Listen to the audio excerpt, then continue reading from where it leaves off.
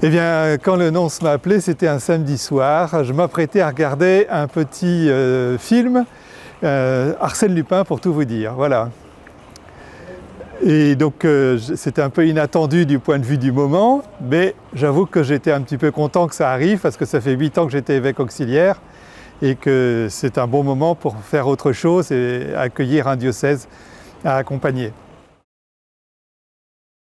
Eh bien, j'ai grandi à Maubeuge, j'ai été ordonné prêtre en 88, ça on peut le dire, et j'ai été surtout aumônier d'étudiants pendant 7 ans à Valenciennes. Puis je suis retourné aux études pour devenir professeur au Grand Séminaire de Lille, où j'ai enseigné la philosophie, la théologie morale, l'art de prêcher, des choses comme ça.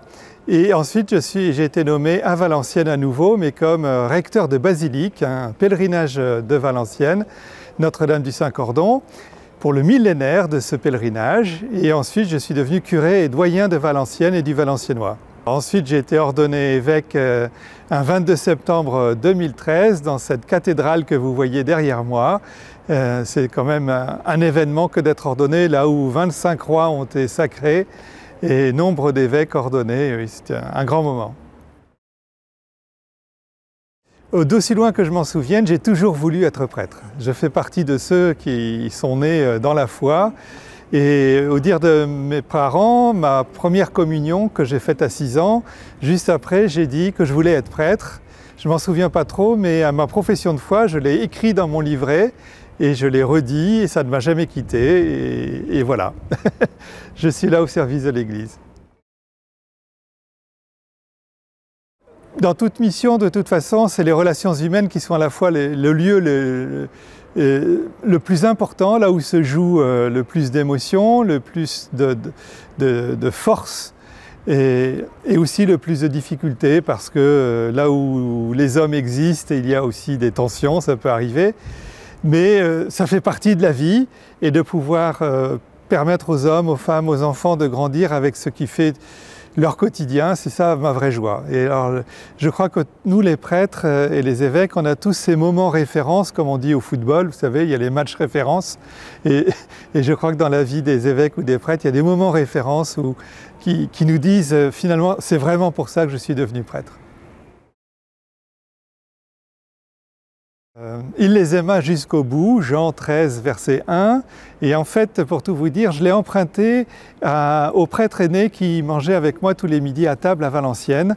Et ils étaient âgés de 82, 85 ans. Et ils me disaient encore, Bruno, si tu veux, on te remplace cet après-midi, tu as l'air fatigué.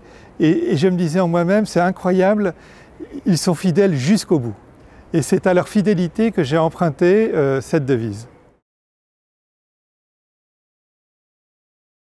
Ah, question piège s'il en est. Un évêque, c'est celui qui fait l'unité d'un peuple, c'est celui qui est chargé d'annoncer l'Évangile, vraiment.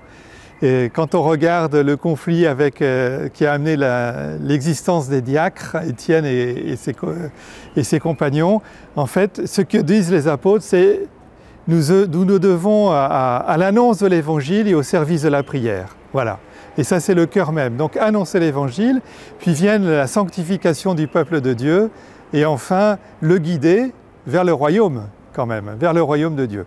Donc, c'est ça le cœur de la mission. Après, on le fait avec les hommes, les femmes qui habitent le diocèse bien concret qui est le nôtre.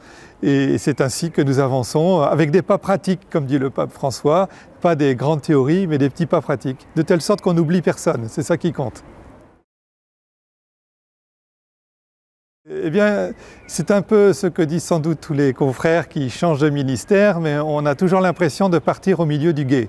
C'est-à-dire qu'il y a des projets qui sont en route, qui ne sont pas tout à fait finis.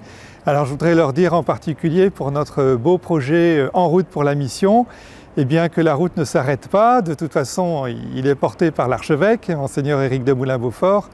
Et je leur souhaite vraiment de récolter tous les fruits, non seulement dans les espaces missionnaires, les lieux eucharistiques, les fraternités de proximité, mais aussi dans les missions que vous allez vivre encore demain et après-demain, car c'est ça qui fait qu'on est chrétien.